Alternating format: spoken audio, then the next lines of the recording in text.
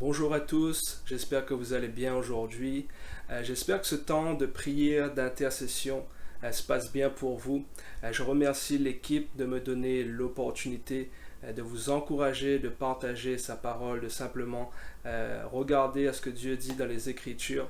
Et aujourd'hui, j'aimerais t'encourager à propos de la louange.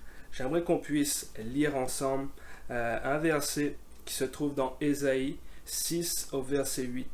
Et la Bible va déclarer: J'entendis la voix du Seigneur disant: Qui enverrai-je et qui marchera pour nous? Je répondis: Me voici, envoie-moi. Je pense que vous connaissez ce passage. Ici, Ésaïe reçoit l'appel de Dieu. En fait, il se trouve dans une visitation de la part de Dieu. Il se trouve dans l'adoration. Il voit la gloire de Dieu se manifester. Les anges chantent, les anges crient Saint, Saint, Saint. Et Ésaïe est au beau milieu de cette louange, de cette adoration. Mais au milieu de cette adoration, au milieu de cette louange, il entend la voix de l'Éternel dire: Qui enverrai-je? Qui marchera pour nous? Qui ira pour nous? Et voilà mon point pour nous aujourd'hui. J'aimerais qu'on puisse prier, que Dieu nous communique les intentions de son cœur, que Dieu puisse nous communiquer son désir, son fardeau. Parce que oui, dans l'adoration vraie, dans la louange, c'est là où Dieu veut nous parler. C'est là où Dieu veut nous rencontrer. C'est là où Dieu veut rencontrer cette jeune génération. Dans une louange intense, dans une louange vraie, dans une louange authentique. C'est le lieu de la rencontre. C'est le lieu de la révélation. C'est le lieu où Dieu veut se mettre à nu. Dieu veut se révéler. C'est le lieu où Dieu veut nous communiquer les intentions de son cœur.